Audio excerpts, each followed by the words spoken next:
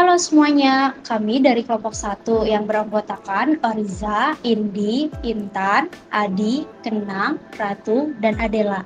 Pada video ini, kami mewawancarai dua tokoh agama dari dua agama yang berbeda, yaitu Pak Hermawan, seorang pendeta dari agama Kristen Protestan, dan Bang Ulo, seorang ustadz dari agama Islam.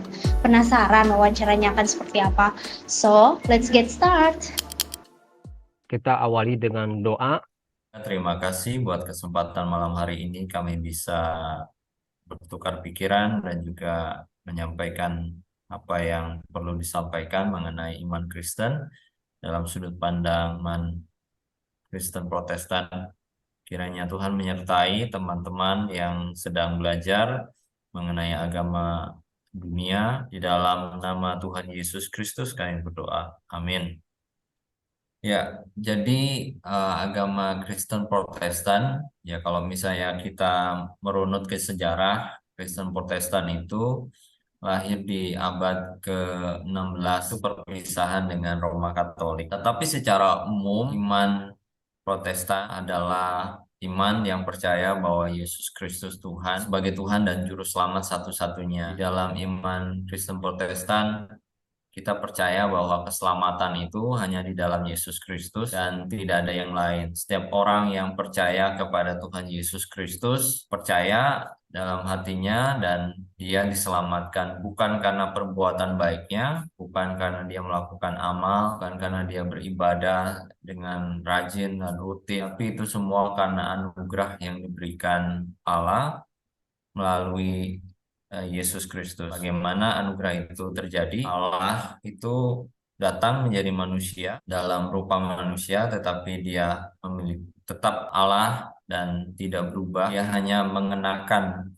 manusia, tubuhnya memiliki natur manusia dan dia bisa mengalami apa yang dialami oleh manusia. Dia bisa haus dan lapar dan bahkan mati. Dan matinya bukan karena dia salah, bukan karena dia berdosa, tetapi dia eh, memberikan dirinya untuk menebus dosa manusia. Setiap orang yang percaya pada pengorbanan Yesus Kristus dan kebangkitannya di hari yang ketiga itu, maka setiap orang yang percaya akan diberikan keselamatan dan itu adalah anugerah. Untuk percaya pun sebuah anugerah. Jadi bukan karena usaha kita, tapi karena Allah memberikan iman untuk percaya. Dan itu sesuatu yang supranatural dan berkaitan dengan bagaimana roh Allah itu datang menyadarkan orang yang percaya untuk percaya kepada Yesus Kristus. Dan dasar iman Protestan juga bukan didasarkan pada sebuah data atau fakta yang tidak jelas, tapi ada catatan sejarahnya bahwa Yesus mati dan juga bangkit.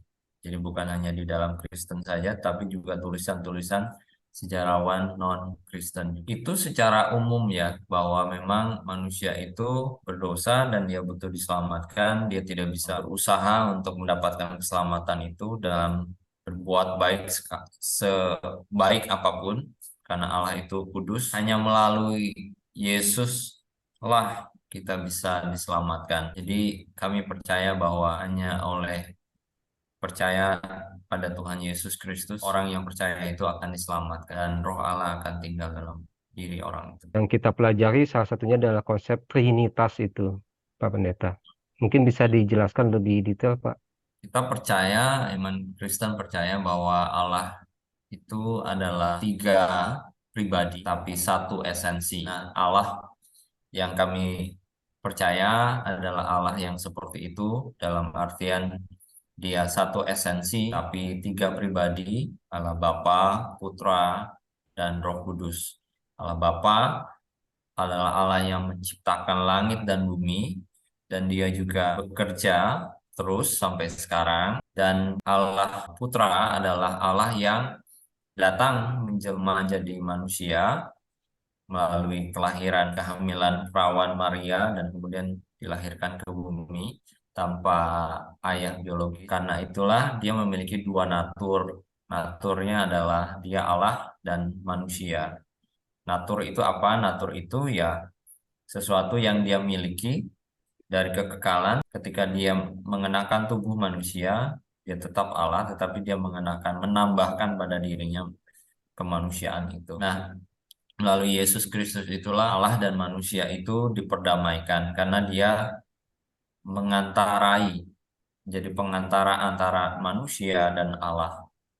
Jadi setiap orang yang percaya kepada Kristus, dia akan dibenarkan di hadapan Allah dan diperdamaikan dengan Allah. Setiap orang yang percaya akan didiami oleh Roh Kudus.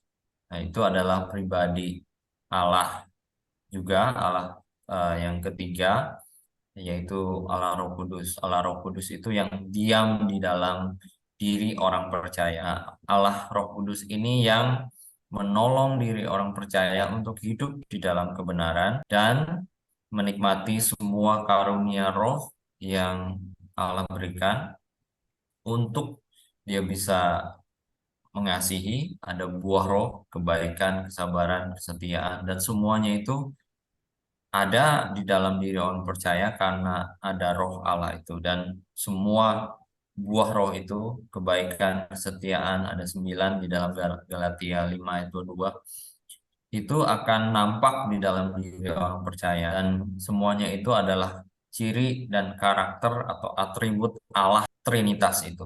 Nah, jadi ketiganya ini bekerja bersama, tidak saling kontradiksi, tidak saling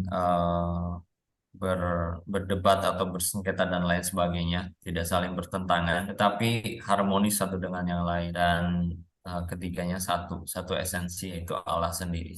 Mengapa Tuhan menciptakan dunia dan Tuhan juga menciptakan perbedaan agama? Tuhan menciptakan dunia itu di dalam konsep Kristen bukan karena dia iseng, yang pertama itu bukan karena dia, kalau di dalam agama-agama yang lain, di dalam konsep Yunani begitu, biasanya Allah itu menciptakan dunia karena dia bosan dan dia menciptakan sesuatu di luar dirinya dan terjadilah dunia, atau karena pertengkaran akan dua pribadi Allah itu, dewa, kemudian terjadi dunia. Di dalam konsep Kristen, penciptaan dunia itu terjadi karena yang saya tadi Pak Adi tanyakan itu adalah Allah itu adalah Trinitas, dia komunitas. Jadi Allah Bapa, Putra, dan Roh Kudus itu sudah ada di dalam kekekalan, tapi mereka satu esensi.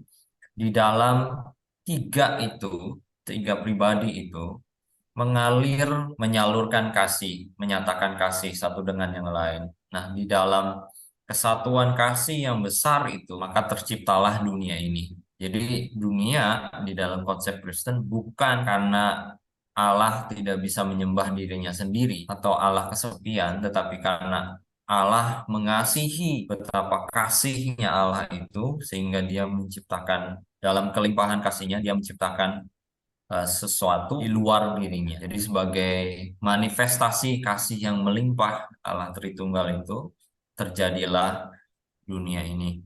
Nah, mengapa ada perbedaan agama? Karena ciptaan Allah itu mengalami kemerosotan, dan ciptaan Allah itu tidak, dalam artian tidak sempurna, dan kita tahu Adam dan Hawa, kalau di dalam Islam juga ada tentunya ya.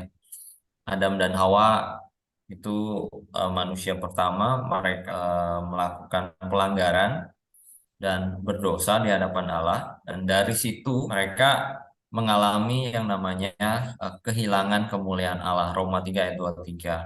Jadi mereka sulit untuk bisa berkomunikasi dengan lancar dengan Allah, dan dari situ mereka keluar dari Taman Eden itu. Taman Eden itu di bumi kalau di dalam konsep Kristen, keluar dari Taman Eden itu, dan mereka menjauh dari hadirat Allah, dari di mana Allah berada. Dan dari situ manusia berkembang, tetapi mereka sekarang karena jauh dari Allah, mereka berusaha mencoba mencari Allah itu, karena dosa itu menjauhkan mereka dari Allah. Gambar diri Allah itu sudah samar-samar lagi, sehingga mereka yang setelah Adam dan Hawa dan keturunan-keturunannya, mereka berusaha mencari sesuatu yang ilahi, tetapi mereka tidak sampai kepada Allah yang sejati itu. Nah, caranya gimana? Caranya ya mereka ketika mereka ada di alam misalnya, mereka melihat batu itu besar dan pun punya semacam semacam magis, kekuatan magis, ataupun melihat laut dengan semua kekuatannya, mereka bilang, oh di situ ada dewa, di batu ini ada dewa. Kemudian mereka menciptakan agama masing-masing, dan kemudian juga sebetulnya ya lahirlah agama-agama yang animisme, dinamisme, dan lain sebagainya. Nah, perbedaan agama itu terjadi memang karena manusia berdosa. Jadi mereka tidak bisa melihat mana Allah yang sejati itu. Jadi mereka berusaha mencari dengan caranya mereka sendiri. Nah, di dalam kekristenan kami percaya bahwa eh, kekristenan itu dalam tanda kutip bukan agama, tetapi Allah lah yang memperkenalkan dirinya. Karena manusia tidak bisa melihat dan mengenal Allah, maka dia datang jadi manusia, memperkenalkan dirinya. Ini aku. Kira-kira seperti itu. Apa yang menyebabkan manusia jatuh ke dalam dosa? Adalah keinginan di dalam kitab Kejadian itu, dalam konsep Kristen, itu kitab yang mengisahkan bagaimana langit bumi diciptakan dan juga kejatuhan manusia pertama, pasal 3. Adam dan Hawa, khususnya Hawa ya, pada waktu itu dicobai oleh iblis dan dikatakan bahwa ketika kamu memakan buah itu, karena ada satu buah yang dilarang dimakan oleh Tuhan, karena ketika kamu memakan buah ini kamu akan mati. Nah, iblis memutarbalikkan perkataan Tuhan sehingga dia bilang kepada Hawa bahwa ketika kamu makan buah itu kamu nggak akan mati. Artinya perkataan Tuhan itu bohong, tetapi perkataan saya ini yang benar. Jadi dia berusaha memutarbalikkan kebenaran. Tetapi juga ada keinginan. Jadi ada sisi iblis yang mencobai, tetapi juga ada sisi keinginan Hawa atau manusia, yaitu dia ingin seperti Allah. Ini yang menarik karena sebetulnya ketika manusia Adam dan Hawa sebelum jatuh dalam dosa, mereka sudah dalam tanda kutip seperti Allah, tetapi iblis memutarbalikkan itu, kamu tuh sebetulnya belum seperti Allah. Nah, ketika itu terjadi, ada keinginan manusia ingin menjadi seperti Allah untuk mengetahui yang jahat dan yang baik. Nah, ketika itu terjadi, ada godaan dari iblis dan juga keinginan diri sendiri, maka manusia berontak dan mengabaikan, melanggar perintah Allah untuk tidak memakan buah itu. Bukan masalah makannya sebetulnya, tetapi melanggar perintahnya itu. Nah, melanggar perintahnya itu yang menjadi krusial. Kenapa? Karena manusia sudah tidak lagi mempercayai Allah, perkataan Allah, bahwa jangan dimakan, kamu akan mati. Tapi manusia lebih percaya pada perkataan iblis dan dirinya sendiri. Itu yang menyebabkan manusia jatuh dalam dosa. Itu iman yang sesungguhnya menurut pandangan agama Kristen Protestan. Iman sesungguhnya itu iman yang percaya penuh bahwa Yesus Kristus adalah Tuhan dan Juru Selamat. Bukan pada kebaikan, bukan pada amal, bukan pada kesalehan, bukan pada rajinnya beribadah, berdoa, tapi pada Yesus Kristus itu. Kita terbalik nih kalau di dalam Kristen. Jadi bukan karena kita mengusahakan untuk dapat sorga, tapi kita bersyukur karena sorga itu dianugerahkan lewat Yesus Kristus. Yesuslah yang datang ke bumi dan memperkenalkan dirinya, dan setiap orang yang membaca Alkitab dan percaya pada Yesus Kristus sebagai Tuhan dan Juru Selamat, dosanya akan diampuni dan diberikan keselamatan. Orang Kristen berbuat baik atau beramal dan lain sebagainya lah, bisa sebutin semua yang baik, semua yang disebutnya religius dan lain sebagainya, itu adalah sebuah ucapan syukur, dan motifnya adalah ucapan syukur, bukan untuk mendapatkan surga. Jadi iman yang sejati adalah iman yang percaya total pada Yesus Kristus sebagai Tuhan dan Juru Selamatnya. Siapakah yang berhak masuk surga? Atau apa yang harus dilakukan agar kita masuk surga, Pak? Setiap orang yang percaya pada Yesus Kristus sebagai Tuhan dan Juru Selamat, mereka lah yang akan bersama-sama dengan Tuhan di surga. Jadi konsepnya tujuan akhirnya bukan surga sebetulnya. Biar kita jelas ya.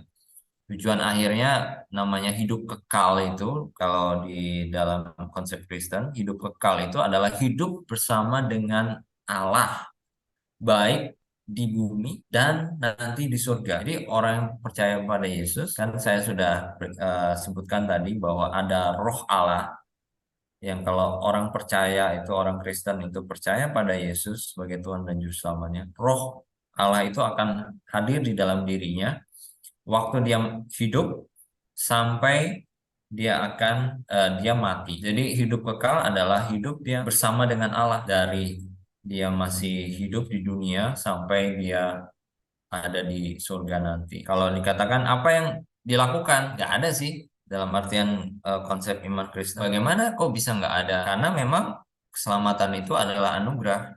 Iman itu diberikan orang yang percaya pada Yesus Kristus, dia menjadi Kristen, dia dibaptis, kemudian jadi Kristen. Itu bukan perbuatan dia, tapi karena Allah sendiri. Terus bagaimana kalau misalnya ya orang itu akhirnya mencari gitu. Dia mencari itu karena memanglah yang menggerakkan orang tersebut untuk percaya dan akhirnya menjadi Kristen dan percaya diselamatkan. Jadi bukan karena dia melakukan sesuatu. Menurut pandangan Bapak, apa saja permasalahan rohani utama yang biasanya dihadapi oleh kaum muda saat ini? Anak muda itu penuh dengan dirinya gitu ya.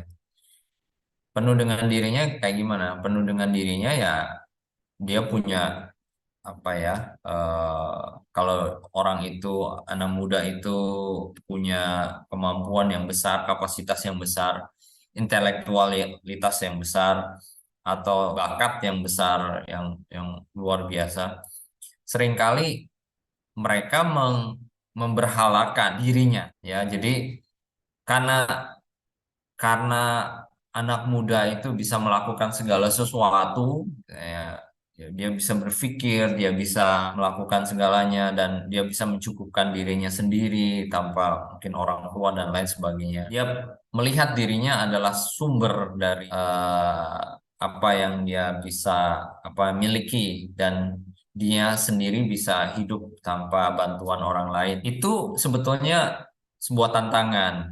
Tantangannya adalah karena iman Kristen itu berbeda kan. Iman Kristen itu tidak bersandar pada kekuatan kita, pada kebaikan kita, pada kemampuan kita, tetapi betul-betul bersandar pada Allah. Itu yang saya lihat, bahwa seringkali anak muda dia menomorduakan lah, kalau bisa dibilang, menomorduakan Tuhan di dalam dirinya, karena dia memiliki kemampuan-kemampuan yang bisa dia pakai untuk mencukupkan kebutuhannya. Ya, jadi itu sebuah tantangan dan masalah rohani yang perlu dihadapi, dan juga kita perlu menunjukkan kepada mereka akan anugerah Allah, bahwa mereka tidak bisa bersandar pada dirinya sendiri, dan akan ada satu waktu mereka akan mengalami sebuah kefrustasian ya, karena dirinya bisa mengecewakan, dirinya bisa gagal, dirinya bisa kalah, dirinya bisa mengalami banyak hal dan tidak bisa bangkit lagi. Ada nggak saran dari Bapak Hermawan untuk kita nih, khususnya mahasiswa, dalam menyikapi pergaulan zaman sekarang, seperti yang Pak Hermawan tadi kan bilang, anak zaman sekarang tuh cenderung menomorduakan Tuhan. Nah, gimana sih caranya biar kita tidak seperti itu? Tidak menomorduakan Tuhan itu dalam artian memang kita perlu mengerti anugerah Allah itu. Jadi melihat diri bahwa kita ini adalah orang yang, kalau dalam bahasa Inggris itu needy ya. Needy itu yang apa ya, yang sangat butuh gitu loh. Benar-benar mengemis akan kasih Allah dan anugerah Allah itu. Karena kita orang berdosa, anak muda pun orang berdosa, dan kita tidak bisa pungkiri bahwa seringkali talenta kita, kemampuan kita, intelektualitas kita bisa menyakiti orang lain. Kita bisa melukai orang lain dengan apa yang kita miliki, kemampuan kita, dan bahkan kita bisa bersombong. Dan kesombongan kita itu membuat kita memandang orang lain lebih rendah dari kita. Dan kalau ini tidak disadari oleh mahasiswa, oleh anak muda, maka sulit untuk melihat dirinya sebagai orang yang membutuhkan anugerah. Jadi dia harus menyadari keberdosaannya, menyadari bahwa kemampuan dia, talenta dia itu bisa menyakiti orang lain, bukan hanya menentang Allah, tetapi juga menyakiti orang lain, memecah belah, merusak hidup orang lain. Nah, ketika dia bisa melihat itu dan dia sadar bahwa dia berdosa dan dia sadar bahwa dia tidak bisa menyelamatkan dirinya, maka disitulah anugerah Tuhan itu harus disampaikan bahwa Yesus datang pada orang berdosa, bukan pada orang benar, ya, bukan pada orang yang merasa dirinya benar. Saran saya sih sebetulnya adalah melihat diri dan melihat anugerah itu, karena dengan demikian dia bisa sadar bahwa ada kejahatan di dalam dirinya, ada dosa di dalam dirinya, tapi dia juga sadar bahwa dia bisa datang kepada Allah dalam Yesus, menerima pengampunan itu. Dan pengampunan itulah yang akan mengubah orang itu. Itu sih, jadi kalau menurut saya mahasiswa, Kehidupan sesudah di dunia ini. Menurut oke, pandangan di dunia Protestan seperti apa nih, Pak Pendeta? di dalam kehidupan setelah kematian itu adalah kehidupan di mana di dalam Wahyu itu tidak ada ratap tangis dan air mata. Jadi itu adalah tempat di mana kita memiliki sukacita yang penuh di dalam Tuhan dan tidak ada lagi diatur oleh hawa nafsu dunia, dalam artian tidak ada lagi kawin mengawinkan, karena Yesus berkata bahwa di surga itu kita akan hidup seperti malaikat, ya, seperti malaikat. Dan tidak ada lagi kawin dan mengawinkan di sana. Jadi kita dilepaskan dari tanggung jawab atau desakan atau dorongan seksual atau nafsu. Itu buat saya itu sesuatu yang memerdekakan. Kenapa? Karena seringkali itu bisa berdampak ini kan panjang ya, kalau misalnya kita masih hidup di bumi ini.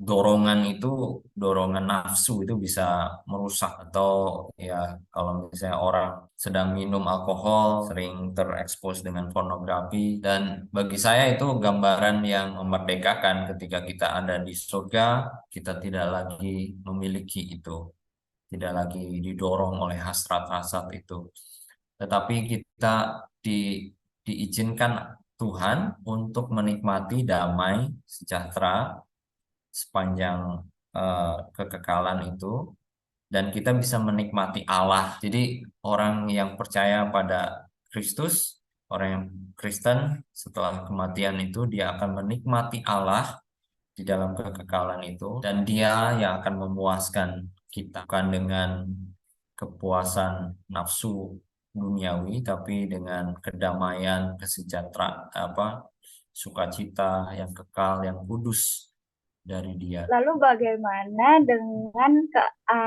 manusia kita yang melakukan dosa? Apakah dosa itu kita setelah kematian kita yang memiliki dosa itu ke neraka untuk menebusnya, lalu baru ke surga bersama Allah? Kan dikatakan bahwa surga itu bukan tujuan utama tadi kan, tapi hidup bersama Allah lah yang di surga menjadi tujuannya. Gimana Ya. Pak?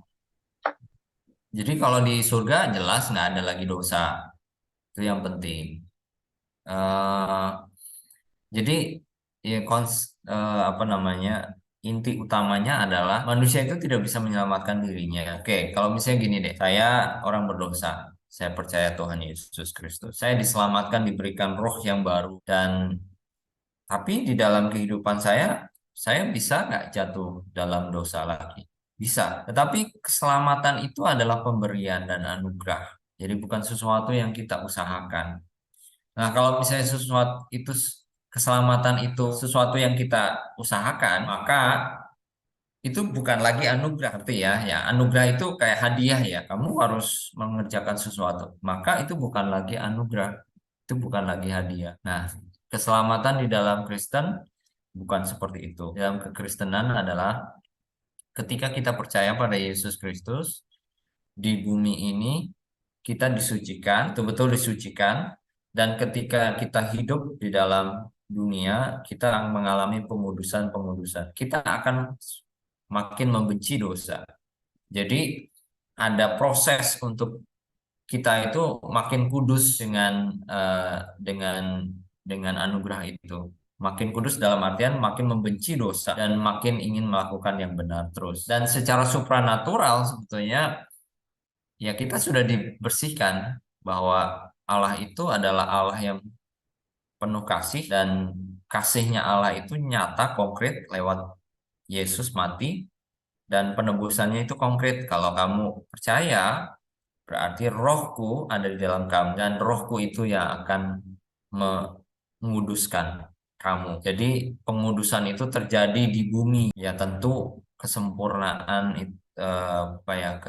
pengudusan total itu waktu kita meninggal itu terjadi. Ya, jadi bukan jelas ketika kita masuk surga tidak ada lagi dosa di sana. Konsep kiamat dari agama Kristen Protestan tuh seperti apa ya? Kalau di Kristen itu sebetulnya nggak ada yang namanya kiamat. Kiamat itu dalam artian hari Tuhan kalau di Kristen. Jadi bukan hari yang mengerikan, tapi hari di mana Tuhan itu akan menampakkan dirinya pada segala ciptaan, dan dia akan membangkitkan orang-orang yang mati di dalam iman pada Yesus Kristus.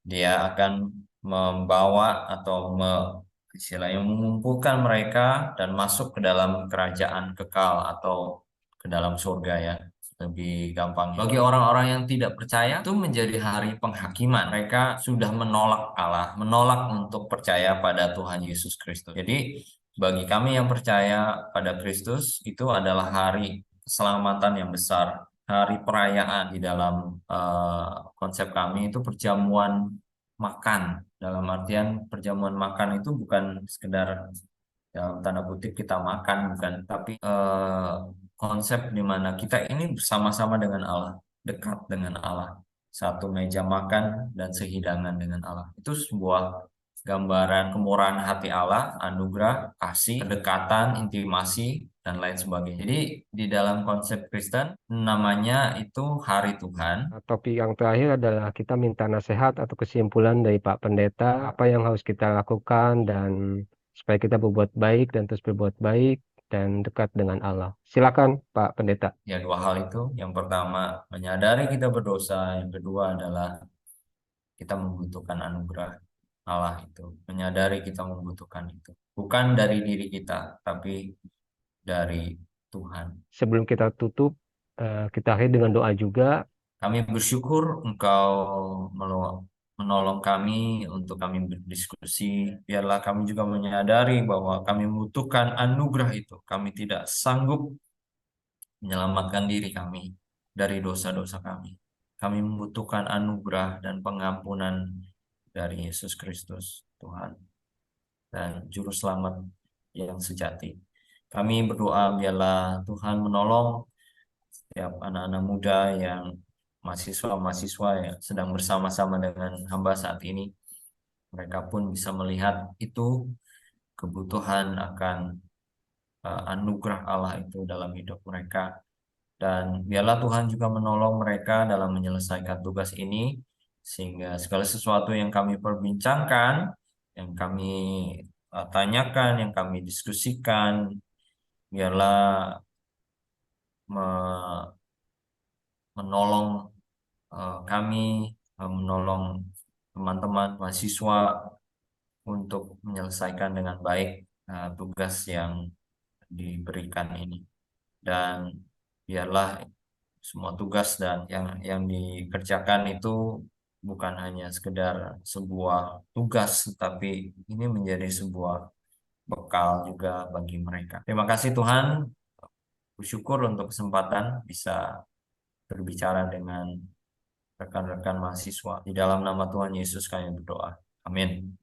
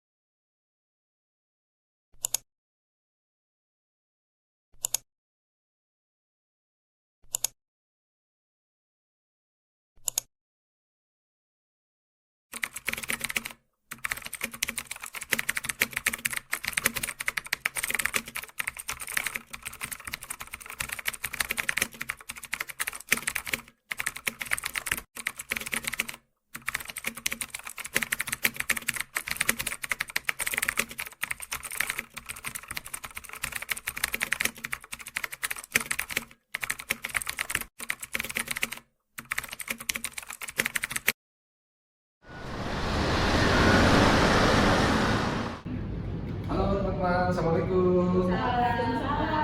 Saya bawa Pak Ustadz nih buat kita diskusi.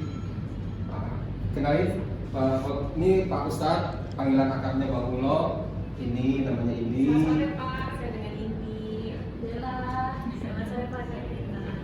Bisa kita mulai ya? Boleh silakan Pak. Bismillahirrahmanirrahim. Assalamualaikum warahmatullahi wabarakatuh. Waalaikumsalam. Bismillah, alhamdulillah, syukru ala nikmatillah, wassalatu wassalamu ala rasulillah. La haula wa la quwata illa billah. Rabbi shrah sadri wa yassir li amri wahlul 'uqdatam min lisani yafqahu qawli, amma ba'du. Puji syukur kita panjatkan kepada Allah Subhanahu wa taala yang alhamdulillah atas segala curahan rahmat, taufik, hidayah, inayah serta nikmatnya.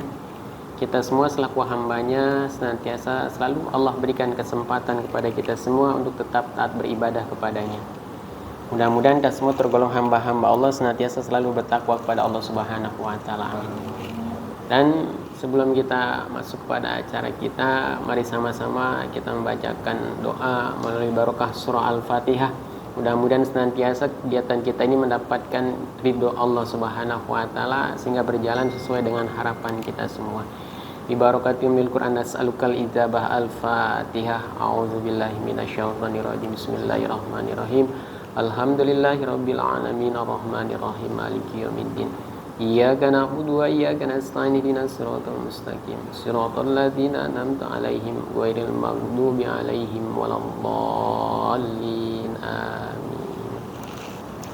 Sebelum saya masuk kepada materi atau sesuatu hal yang ingin saya sampaikan, perkenalkan nama saya Marullah. Bicara tentang agama kita, Allah Subhanahu wa taala menciptakan manusia memiliki dua tujuan. Yang pertama, tujuan Allah menciptakan manusia adalah wa ma khalaqtul jinna wal insa illa liya'buduni. Kata Allah, semata-mata Ku ciptakan jin dan manusia hanya untuk beribadah kepadaku, beribadah kepada Allah Subhanahu wa taala. Maka dari itu sudah selayaknya, sepantasnya kita selaku hamba Allah, umat Rasulullah sallallahu alaihi wasallam, hidup di dunianya Allah, menghabiskan waktu hanya untuk beribadah kepada Allah Subhanahu wa taala, karena memang itu adalah tujuan daripada utamanya Allah menciptakan manusia. Lalu berbicara tentang masalah ibadah, lalu kan banyak orang yang berpikir ibadah itu bentuknya hanya sholat, ibadah itu bentuknya hanya ngaji, atau yang berkaitan langsung dengan Allah Subhanahu wa taala. Padahal tidak semestinya seperti itu saja. Banyak hal-hal lain yang bisa bernilai di ibadah di mata Allah Subhanahu wa taala. Tinggal tergantung bagaimana kita niatnya melakukannya. Innamal a'malu binniyat. Semua kembali kepada niat kita. Tidak mesti kita ibadah itu langsung dengan sholat saja. Nah, kalau dengan sholat saja, bagaimana kita yang menyibukkan diri dengan masalah keduniaan? Misalkan memang kita tidak lepas dari dunia, karena kita hidup di dunia, kita butuh dunia. Munafik sekali kalau kita tidak membutuhkan dunia. Siapa yang tidak Siapa manusia yang tidak ingin hidup kaya di dunia? Semua manusia pasti menginginkan hidup kaya di dunia. Tapi kan kekayaan ini yang bisa menghasilkan keridhaan dari Allah Subhanahu wa taala, sehingga dengan kekayaan tersebut bisa bernilai ibadah di mata Allah Subhanahu wa taala. Contoh seperti ya mungkin kayak kita semua di sini kan bekerja gitu ya. Jadi bisa aja seperti kita bekerja, bagaimana cara kerja supaya kerja kita ini bernilai ibadah di mata Allah Subhanahu wa taala. Ketika kita hendak melangkahkan kaki dari rumah, kita mulai dengan langkah kaki kanan, lalu mengucapkan doa, Bismillahirrahmanirrahim, Allah, la haula wala quwata illa billahil aliyil azim. Lalu diniatkan dalam hati kita, sesungguhnya saya melangkahkan kaki saya tujuan untuk mencari rizki, agar senantiasa rizki tersebut membuat saya menjadi sehat. Karena tanpa rezeki kan kita tidak bisa makan. Nah, maka kita perlu mencari rezeki. Tujuan rezeki tersebut buat kita makan. Karena makan tersebutlah membuat kita menjadi kuat. Karena kuat tersebut membuat kita menjadi sehat. Karena sehat tersebut maka kita bisa beribadah kepada Allah Subhanahu wa taala dengan cara sholat, dengan cara membaca Al-Qur'an, berzikir dan lain sebagainya. Maka niat kerja tadi kita itu bernilai ibadah di mata Allah Subhanahu wa taala, seperti itu. Jadi tidak mesti kita hanya sholat saja. Kalau kita sholat saja, memang Allah menuruni rezeki dari bumi begitu saja, kan tidak. Tetap melalui proses dengan cara ikhtiar, ya, prosesnya dengan cara ikhtiar. Karena kan kita tidak pernah ada yang tahu bahwa kita Allah ciptakan jadi orang kaya kah atau orang miskin. Walaupun memang pada dasarnya manusia telah diciptakan oleh Allah dengan ketentuannya bahwa dia bakal jadi orang kaya, dia jadi orang miskin, kehidupan dia biasa-biasa saja, kehidupan dia penuh dengan kemewahan, itu sudah ditentukan Allah Subhanahu wa taala melalui sifat kudrat iradatnya Allah ketika kita berusia 4 bulan di dalam kandungan ibu kita. Sudah dicatatkan oleh Allah Subhanahu wa taala tentang kehidupan kita. Tapi kan Allah rahasiakan. Kenapa Allah rahasiakan? Supaya adanya kita ini berusaha.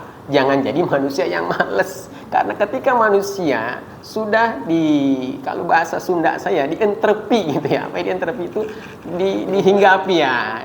Kalau manusia sudah dihinggapi dengan penyakit malas, ini yang lebih bahaya. Lebih bahaya daripada penyakit corona.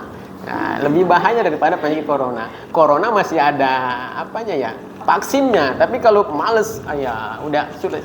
Belum ada dokter yang menemukan vaksin males. Nah, bahayanya seperti itu ketika manusia sudah dihinggapi penyakit malas. Makanya Allah rahasiakan. Tujuannya apa? Kita ada upaya, ada usaha. Dengan cara beribadah lalu bekerja. Nah, dan jadikan kerja itu bernilai ibadah di mata Allah Subhanahu wa taala. Ya seperti kita menolong orang yang kita anggap mungkin itu hal sepele gitu. Seperti contohnya kita menyingkirkan sesuatu benda yang ada di jalan yang bisa merugikan orang lain. Itu kan bisa bernilai ibadah di mata Allah Subhanahu wa taala. Karena memang tujuan Allah menciptakan kita kan tadi wa ma khalaqul jinna wal insa illa liya'buduni. Maka jangan sia-siakan hidup kita ini hanya untuk ibadah. Mulai dari kita melek mata sampai kita mermata lagi, jadikan semua aktivitas kita di bumi ini bernilai ibadah di mata Allah Subhanahu wa taala. Karena rugi sekali ketika kita melakukan aktivitas tidak bernilai ibadah. Ya. Yang kedua, tujuan Allah menciptakan manusia adalah kullun nafsin dha'iqatul maut. Setelah kita beribadah lalu kita mati, maka mati kita menjadi indah. Tujuan kita mati apa? Kan surga. Siapa manusia yang tidak menginginkan surga? Jangankan orang Islam, orang non-Islam sekalipun pasti menginginkan surganya Allah Subhanahu wa taala. Karena surga sudah dijanjikan oleh Allah Subhanahu wa taala bagi orang-orang yang mendapatkan ridhonya Allah Subhanahu wa taala. Siapa kelak yang akan mendapatkan surga Allah? Orang yang mendapatkan ridho Allah Subhanahu wa taala. Prosesnya melalui perantara kematian dulu. Karena nggak mungkin masuk surga orang hidup. Pasti yang masuk surga orang mati. Ya, yang masuk surga itu orang mati. Kalau masuk surga orang hidup, saya masuk duluan. Tapi lalu bagaimana saat ini? Saat ini belum ada surga isinya. Sampai dengan saat ini surga itu masih kosong. Ya, lalu mereka yang sudah meninggal itu atau sudah mati di mana? Mereka yang sudah meninggal sudah mati sampai saat ini masih ada di alam kubur. Ya, mereka masih di alam kubur sampai menunggu nanti terjadinya kiamat. Kapan terjadi kiamat? Wallahu a'lam bishawab. Hanya Allah yang mengetahui tentang kiamat terjadi. Yang pasti hanya diceritakan dalam Al-Quran itu terjadi di hari Jumat. Jumat yang mana? Wallahu a'lam. Yang mudah-mudahan jangan Jumat besok. Karena perjalanan kita masih panjang. Anak-anak saya masih kecil. Ya itu betul. Belum merasakan surganya dunia. Ya Allah, ya kita kembali. Jadi di surga ya, kita surga. Nah, surga itu Allah berikan nanti untuk orang-orang yang Allah ridhoi. Lalu bagaimana cara mencari keridhaan Allah? Ya dengan cara beribadah. Ya, dengan cara beribadah, karena tidak mungkin semata-mata Allah ridho terhadap hambanya kalau hambanya itu jauh dari Allah. Nah, dengan cara beribadah. Dan kembali tadi, ibadah itu tidak hanya bentuk dengan cara sholat. Ibadah itu tidak bentuk dengan cara mengaji. Karena ketika kita sholat lalu timbul ketakaburan atau kesombongan, keriaan dalam diri kita, maka musnahlah semua nilai ibadah kita. Mungkin pernah dengar satu cerita seorang pelacur yang dijamin oleh Allah Subhanahu wa taala masuk surga. Yang padahal kita anggap itu hal sepele. Nah, ini yang bisa yang menjadi nilai ibadah di mata Allah Subhanahu wa taala, dan ketika itu Allah ridho dengan perbuatannya dan menjadi nilai ibadah. Padahal pelacur tersebut pulang melacur, yang namanya melacur kan hina ya. Kan ini kita anggap kan sepele banget. Ketika dia pulang melacur, kita anggap dia pulang melakukan perbuatan yang hina di mata kita, hina banget di mata kita. Nah, lalu ketika dia pulang, dia melihat seekor anjing. Nah, bahkan hewannya pun anjing gitu. Yang secara di dalam agama Islam, anjing ini adalah binatang yang sangat diharamkan oleh Allah, bahkan najis. Ya, bahkan salah satu keterangan mengatakan jangan pernah menyimpan, jangankan hewannya ya, bentuk apapun yang menyerupai anjing atau babi di rumah kita. Kenapa? Karena ketika di rumah kita terdapat bukan hewannya, apalagi hewannya, bukan hewannya saja, benda atau bentuk atau gambar yang menyerupai anjing atau babi, maka malaikat rahmat tidak akan mau masuk dalam rumah kita. Nah, makanya jangan disimpan. Kalau ada dibuang kembali. Nah, yang ini dia pulang melacur, binatangnya yang diharamkan oleh agama Islam, kan dua-duanya sama-sama hina nih. Tapi kok bisa masuk surga?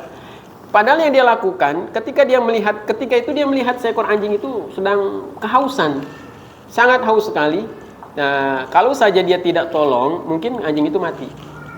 Dia pergi, dia buka sepatu apa ya, slop disebutnya ya. Ya, sepatu slop, dia pergi, dia ambil air, lalu dia minumkan, sehingga anjing tersebut tertolong, tidak mati. Nah, perbuatan baik itunya lah yang Allah ridhoi ketika akhirnya dia dikatakan oleh Allah bahwa dia masuk dalam surganya Allah Subhanahu wa taala. Karena ketika itu dia ridho. Kenapa? Keikhlasan hatinya. Nah, kembali lagi bahwa ketika kita melakukan ibadah didasari dengan rasa ikhlas karena Allah Subhanahu wa taala. Jadi tidak boleh sedikit pun dalam hati kita ketika kita melakukan ibadah ada unsur riya. Harus benar-benar ikhlas karena Allah Subhanahu wa taala.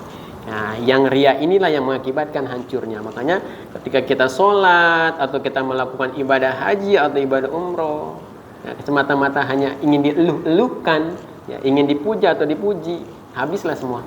Nah, ini kan kebanyakannya. Kalau saya bilang lagi semarak, ya memang semarak.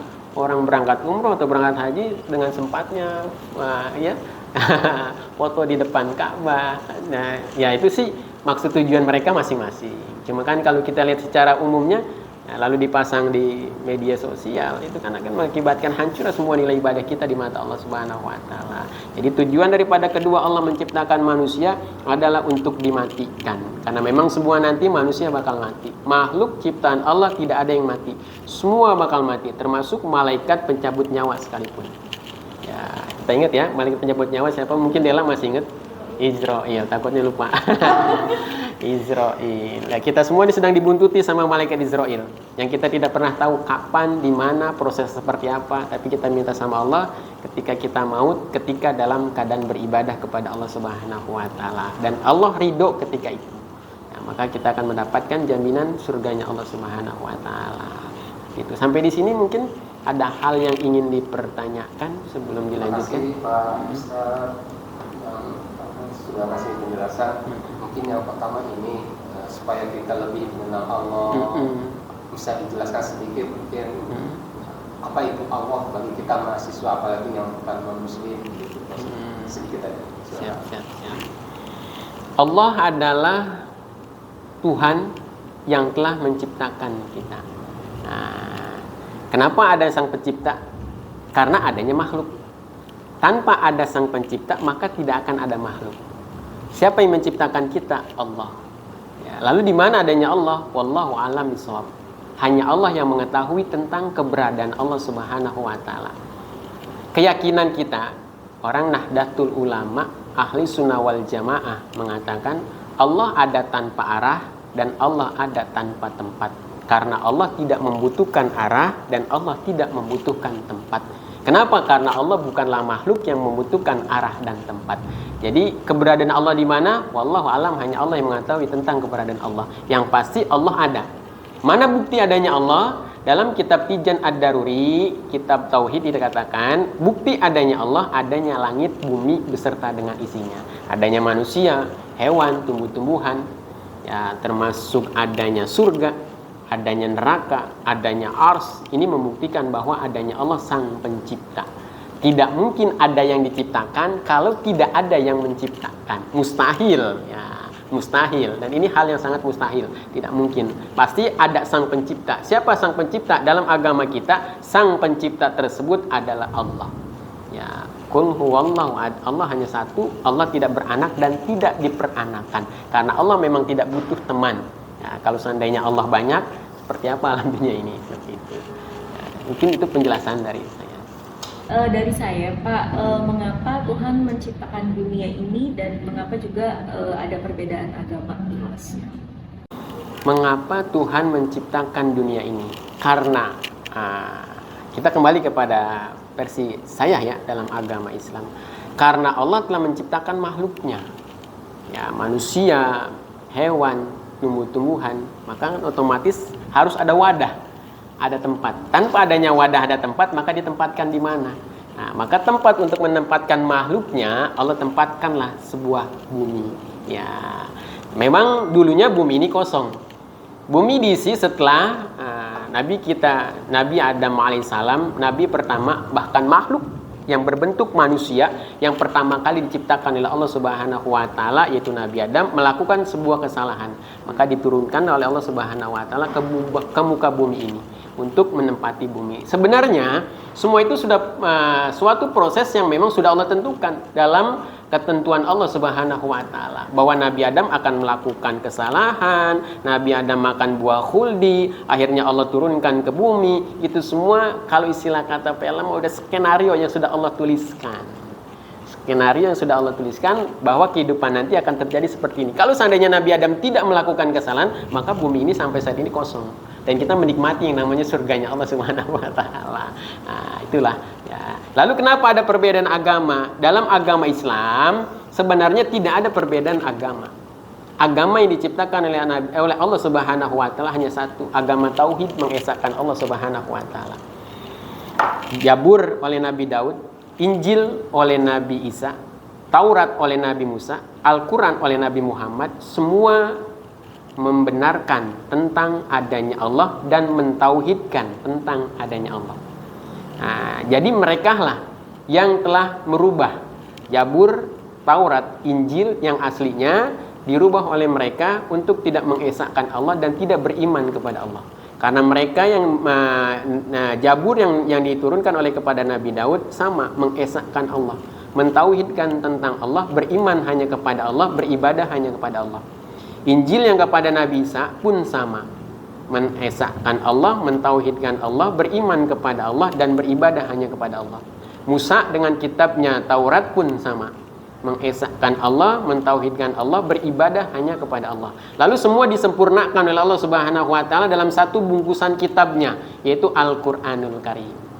Ya, sempurnalah kitab-kitab yang tiga ini dengan kitab Al-Quran. Jadi kitab yang tiga ini sudah tidak boleh dipergunakan karena sudah disempurnakan oleh Al-Quran yang mengesahkan tentang Allah Subhanahu wa taala. Ini kalau persepsi dalam agama kita ya. Saya pinggil apa nih, Mbak atau Kakak? Ya, bebas ya.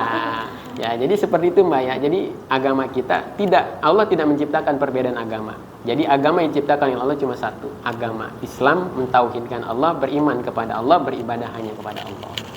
Mungkin yang lain ada yang Pak Ustadz, saya izin bertanya, apa yang menyebabkan manusia jatuh ke dalam dosa? Terima kasih. Apa yang menyebabkan manusia jatuh kepada dosa? Karena mementingkan kesenangan dirinya. Itu kalau singkatnya saya jawab ya. Manusia itu kan dititipi oleh Allah Subhanahu wa taala hawa nafsu. Nah, ketika hawa nafsu ini tidak mampu untuk dikendalikan, yang namanya nafsu pasti ingin membawa kepada kesenangan, khususnya kesenangan dunia. Ya, yang pada akhirnya melupakan Allah Subhanahu wa taala. Nah, karena ketika dia tidak mampu mengendalikan hawa nafsu bukan untuk dihilangkan. Karena hawa nafsu itu akan tetap ada. Karena memang telah Allah titipkan kepada kita manusia. Semua makhluk Allah menolak ketika dititipkan hawa nafsu, tapi manusia berani menerima hawa nafsu itu. Ya, berani menerima titipan hawa nafsu itu. Dan hawa nafsu itu bukan untuk dihilangkan. Karena ketika hawa nafsu itu hilang, makan pun gak enak. Contohnya orang sakit. Betul ya? Ketika sakit kan tidak ada hawa nafsu untuk ingin makan, maka hilang. Maka hawa nafsu itu bukan untuk dihilangkan tapi dikendalikan. Ketika kita tidak mampu mengendalikan hawa nafsu, maka terjerumuslah kita kepada dosa. Maka harus mampu kita mengendalikan hawa nafsu kita agar tidak terjerumus dalam perbuatan dosa. Walaupun memang pada dasarnya semua perbuatan yang kita lakukan, kita bergerak, kita berjalan, kita melakukan perbuatan dosa, Allah yang menghendaki. Lalu kenapa terjadinya dosa? Kan kita dikasih akal oleh Allah. Dikasih dua pilihan, yang baik dengan yang benar. Maka kita untuk memilih kira-kira mana yang kita pilih. Nah, itulah hawa nafsu. Udah ambil yang buruk aja. Nah, beristighfarlah kita, kendalikan hawa nafsu, ambil yang baik. Ya, jadi semua kita kumpul di sini pun atas dasar kehendak Allah, bukan keinginan kita. Allah yang sudah menghendaki. Begitupun ketika orang melakukan kesalahan, Allah yang menghendaki, Allah yang menggerakkan. Kita tidak mungkin bisa bergerak tanpa ada pergerakan Allah. Kita menginginkan sesuatu, tapi Allah tidak kehendaki, Allah tidak ridhoi, nggak bakal. Kita tidak menginginkan, tapi memang itu sudah kehendak Allah, bakal terjadi ya terjadi. Seperti itu ya. Maka ketika kita melakukan kesalahan, sama Allah yang menghendaki, tapi kita dikasih dua pilihan oleh Allah, maka kendalikan hawa nafsu itu kembali kepada Allah Subhanahu wa taala dengan cara beristighfar. Jangan sampai kita terbawa ke dalamnya. Ya, ini penjelasan dari saya. Mungkin masih ada lagi. Aku mau nanya Pak Ustadz, kalau menurut Pak Ustadz, apa sih itu iman yang sesungguhnya jika dilihat dari pandangan agama Islam? Al-imanu ma'rifatu biqolbi wa qawlu bilisan wal amalu bil arkan. Itu iman. Ya, sesungguhnya iman itu membenarkan dalam hati, diucapkan dengan lisan dan dilakukan oleh anggota badan. Yang paling dasar mengenai tentang keyakinan adanya Allah, ya tadi, adanya langit, bumi beserta dengan isinya. Jangan pernah diragukan. Allah itu ada.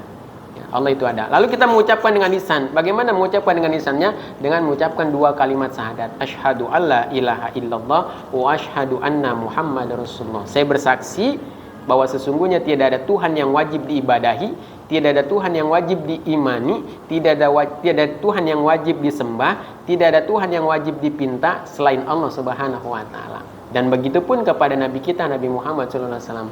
Bagaimana cara kita menyaksikannya? Tidak terlihat oleh mata.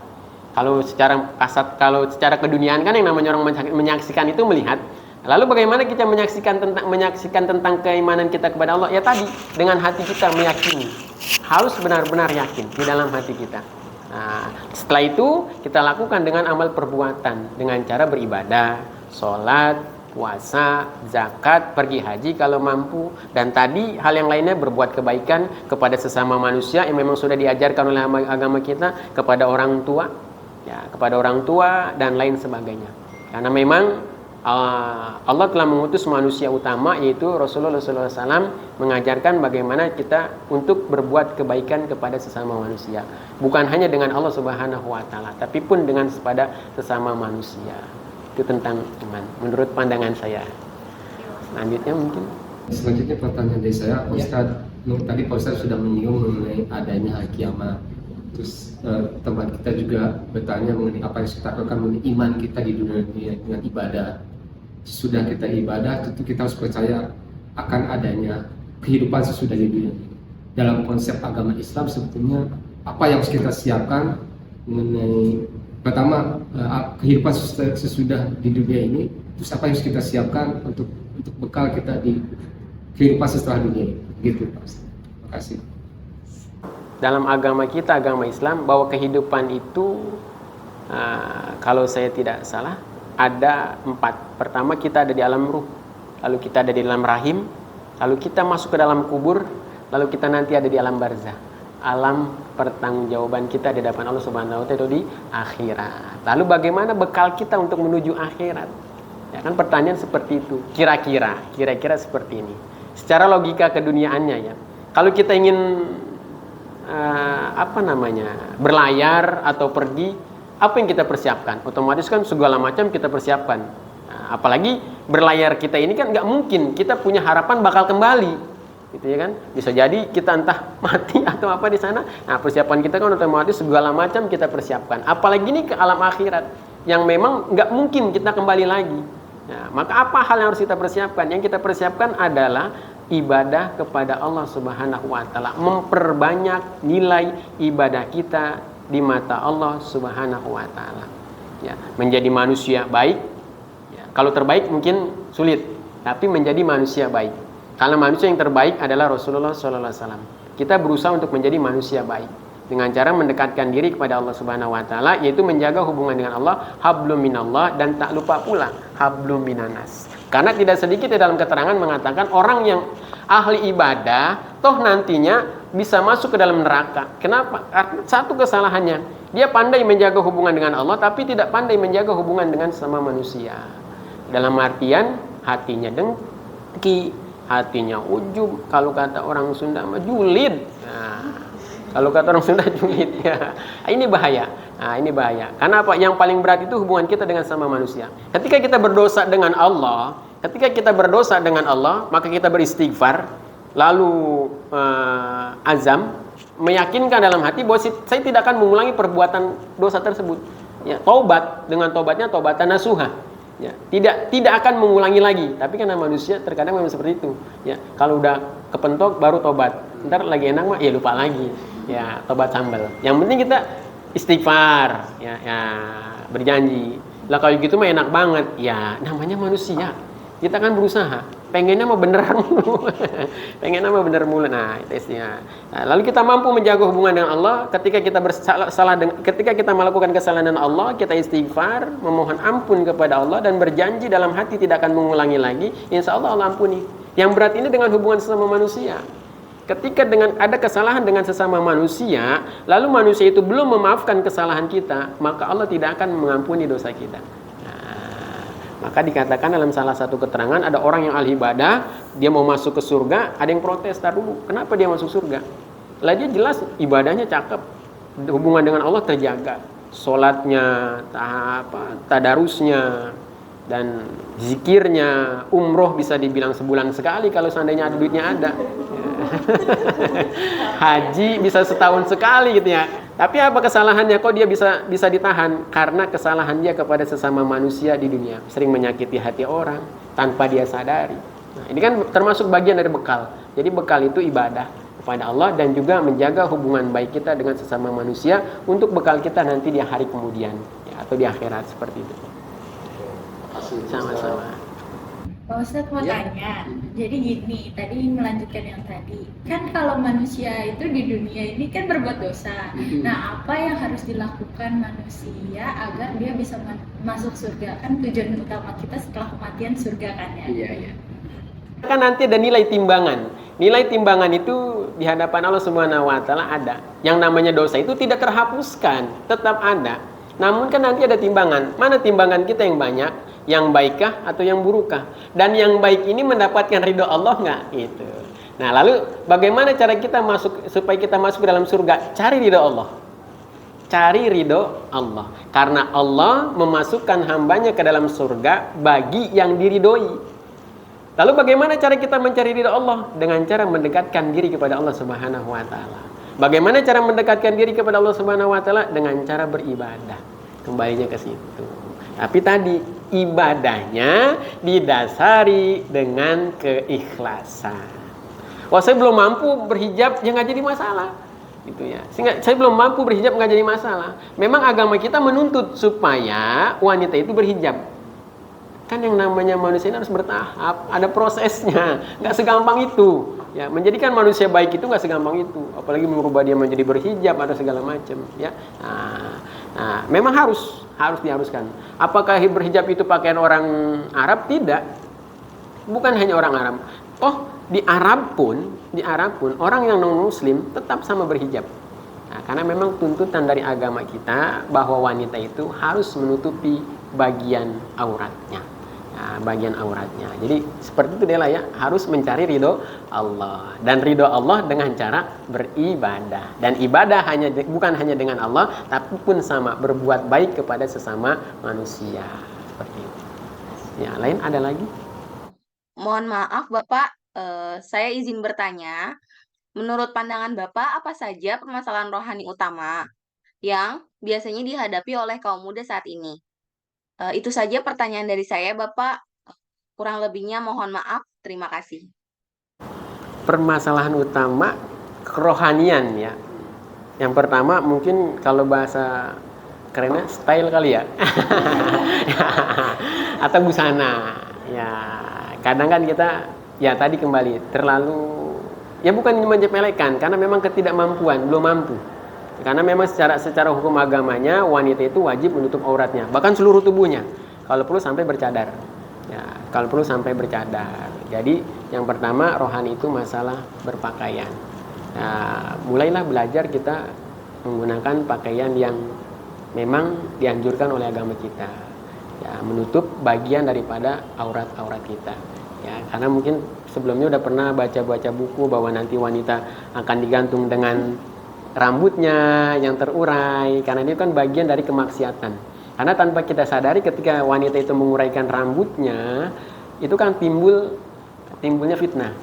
Ya, timbulnya fitnah, lalu menimbulkan rasa apa ya di diri laki-laki. Kan laki-laki itu nggak bisa melihat sesuatu yang nggak munafik lah gitu ya. Nah inilah ya, tanpa kita sadari kita yang mengakibatkan perbuatan dosa itu. Tapi kan saya tidak melakukan perbuatan dosanya, tapi kita yang mengakibatkan dosa itu terjadi.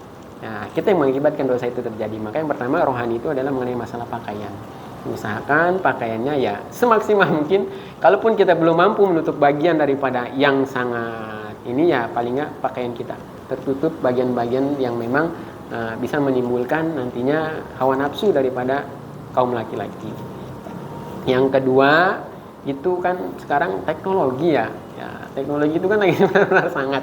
Nah ini kan dari ini nih bisa mengakibatkan hancurnya kehidupan, bukan hanya di bidang agama saja sih, bahkan sampai moral, akhlak pun rusak gara-garanya ada teknologi. Kenapa? Karena kesalahan mereka dalam mempergunakannya. Yang padahal mah kalau dimanfaatkan secara benar itu sangat bermanfaat sekali. Tapi kan kadang pemuda zaman sekarang ya, tidak pandai. Yang ketiga itu yang harus dijaga ya ibadah kita kepada Allah Subhanahu wa taala. Karena semuanya bisa akan menjadi baik ketika kita beribadah, terutama dengan cara sholat. Saya banyak yang berbicara seperti ini. Saya belum jadi orang baik, masa saya sholat? Sholat merubah kita menjadi baik. Sholat merubah kita jadi menjadi baik. Jangan baik dulu baru sholat, tapi sholat bakal jadi baik. Saya sholat, tapi saya maksiat lagi. Terus nggak apa-apa. Jangan ngomong, saya masih dosa, saya belum bisa nutup aurat, saya masih sering apalah gitu ya. Masa iya saya harus sholat? Sholat. Mau jadi apa kayak, mau apa kayak, yang penting sholat aja dulu. Sholat ya, sholat. Kan tadi kembali kepada yang awal. Wa ma khalaqul jinna wal insa illa liya'buduni. Kuciptakan jin dan manusia hanya untuk ibadah. Terutama ibadah umat Islam ya sholat. Ya, kalau sholat kita sudah kita tinggalkan, nah ini sangat bahaya. Ya, insya Allah dengan kita cara sholat, rohani kita akan menjadi baik sedikit demi sedikit. Ya, ada proses, semua butuh proses. Ya, nggak gampang. Saya juga bukan orang baik yang tidak pernah melakukan perbuatan dosa atau salah. Sama, saya pun suka melakukan perbuatan dosa dan salah. Saat ini aja saya sedang melakukan perbuatan dosa dengan cara memandang. Ya, pandangan saya memandang ya kakak-kakaknya atau mbak-mbaknya ini kan bagian daripada dosa. Tapi kalau kata Pak Kiai saya, ya karena ketidakmampuan kita, maka kita disuruh beristighfar. Nah, dengan cara sholatlah ketika kita berudu, ini kan dosa kecil, maka rontoklah. Kalau seandainya terlihat, itu bakal banyak butiran-butiran dosa yang jatuh ketika kita berudu. Seperti itu. Ya saya rasa itu ada yang lainnya. Ada lagi Pak Ustadz dari saya mau nanya, ada gak sih saran untuk kita semua nih, terutama anak-anak muda zaman sekarang dalam pergaulan masa kini itu harusnya kayak gimana? Kalau zaman sekarang dengan zaman dulu itu memang sangat berbeda ya Pak. Bagaimana caranya? Kalau zaman dulu kan itu dengan cara kita orang tua marah melotot aja itu sudah sangat membuat kita sudah takut itu. Kalau zaman sekarang kan harus benar-benar ekstra, benar-benar ekstra. Lalu bagaimana cara kita supaya kita menjadi manusia lebih baik, istilah katanya gitu ya, supaya kita menjadi manusia lebih baik. Ya berupaya kembali semua kan kepada taufik dan hidayah dari Allah Subhanahu wa taala. Tapi ketika taufik dan hidayah itu juga kita tidak cari, tidak berusaha kita mencarinya, memang taufik dan hidayah urusan Allah. Karena Allah yang memberikan taufik dan hidayah, bukan milik kita tapi milik Allah. Tapi kan kita berusaha mencari dengan cara yang mendekatkan diri kepada Allah Subhanahu wa taala. Bergaul dengan orang-orang yang lebih baik. Bukan berarti kita tidak boleh bergaul dengan orang tidak baik, boleh. Tapi ketika kita tahu dia sudah tidak membawa kita kepada kebaikan, ya dihindari. Terutama memang yang sangat bisa membawa kita kepada perbuatan yang tidak benar itu pergaulan. Jadi pandai-pandailah kita memilih teman dan pandai-pandailah kita bergaul. Bukan berarti kita tidak boleh bergaul dengan siapa saja boleh. Karena memang dulu yang diajarkan oleh orang tua saya seperti itu. Silahkan bergaul dengan siapa saja. Tapi pandai-pandailah kita memilih. Ketika dia sudah tidak membawa kepada kebaikan, jangan ditinggalkan. Tapi sedikit kita menyingkir. Sedikit kita menyingkir. Karena tidak menutup kemungkinan suatu saat kita bakal butuh dia. Nah, tidak menutup kemungkinan suatu saat kita bakal butuh dia. Dan jangan pernah menghina orang yang melakukan perbuatan kesalahan. Jangan pernah menghina orang yang melakukan perbuatan kesalahan atau yang kita anggap dia hina. Karena bisa jadi kita yang menganggap dia hina, justru kita yang lebih hina di hadapan Allah Subhanahu wa taala. Pencuri, pencopet, maling, ya, atau yang lain sebagainya, kan kita anggap dia hina. Dipukulin apa segala macam. Kita belum tahu di hadapan Allah, mungkin dia lebih mulia dibandingkan kita. Perbuatan kita aja lebih hina dari dia. Ketika kita mukul dia, emang punya kesalahan dia dengan kita? Kan tidak. Makanya kita pandai bergaul. Ya, silakan bergaul dengan siapa saja. Ya, bergaul dengan siapa saja silakan. Dan kita tidak boleh menghina orang yang dia kayak gini, gue nggak mau berteman sama dia, jangan. Saya tidak diperbolehkan seperti itu oleh orang tua saya dulu. Bergaul dengan siapa saja. Maka sampai dengan saat ini pun, ketika anak saya bertanya, itu teman ayah? Iya. Kok tatoan ya? Emang kenapa?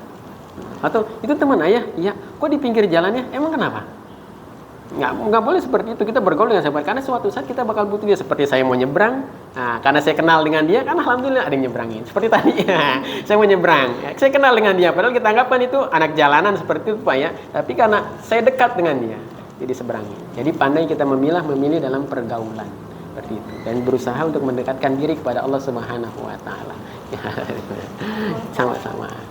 Nah, sebelum kita bubar atau selesai daripada ngobrol ini, mari sama-sama kita berdoa kepada Allah Subhanahu wa taala agar perkumpulan kita atau ngobrol-ngobrol kita sore hari ini mendapatkan ridha Allah Subhanahu wa taala. Bi barakati umil Quran as'alukal idzaba al-Fatihah. A'udzu billahi minasy syaithanir rajim. Bismillahirrahmanirrahim.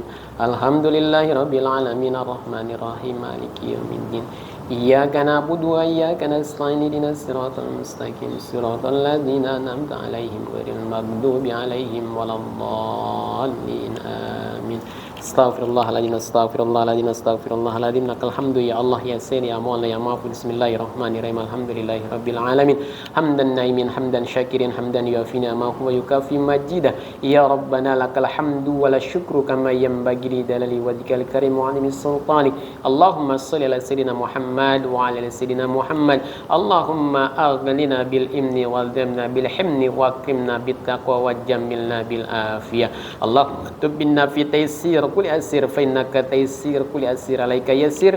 Allahumma yusra wal mu'afata fid dunya wal akhirah. Allahumma inna nas'aluka salamatan fid din wa afiyatan fil jasad wa ziyadatan fil ilmi wa barakatan fil rizqi wa tablatan qoblal maut wa rahmatan indal maut wa maghfiratan ba'dal maut. Allahumma hawwin alaina fi syakaratil maut wa nadzata minan nar wal afwa indal hisab. Rabbana dhallamna anfusana wa illam taghfir lana wa tarhamna lanakunanna minal khasirin. Rabbana la tuzigh qulubana ba'da idh hadaytana rahmatan innaka antal wahhab. Rabbana hab lana min azwajina wa dzurriyyatina qurrata a'yun waj'alna lil muttaqina imama. Rabbana atina fid dunya hasanah wa fil akhirati hasanah wa qina adzabannar wadkhilnal jannata mal abrar ya aziz ya ghafar ya rabbal alamin. Wa sallallahu alaihi Muhammadin nabiyil ummi wa ala alihi wa sahbihi wa barik wa sallim. Subhana rabbika rabbil izzati amma yasifun wa salamun alal mursalin walhamdulillahi rabbil alamin. Kurang lebihnya saya mohon maaf. Apabila ada kata-kata yang kurang enak didengar, maka saya mohon dibukakan pintu maaf yang seluas-luasnya. Atau ada yang salah, maka saya mohon dibukakan pintu maaf yang seluas-luasnya. Segala sesuatu yang benar datang dari Allah, dan yang salah datang atas kebodohan saya pribadi. Subhanakallahumma rabbi wa bihamdika asyhadu an la ilaha anta astaghfiruka wa atubu ilaik. Billahi taufiq wal hidayah. Wassalamualaikum warahmatullahi wabarakatuh. Wawancara dengan dua tokoh agama yang berbeda ini memberikan makna dan arti yang begitu baik untuk kami. Dari setiap jawaban yang disampaikan, membuat kami banyak belajar mengenai agama lain, sehingga membuat rasa toleransi dan saling menghargai antar sesama manusia semakin tinggi. Pada akhirnya, sebagai sesama manusia, kita hanya perlu saling menghargai berbagai perbedaan dari agama-agama yang ada di dunia ini.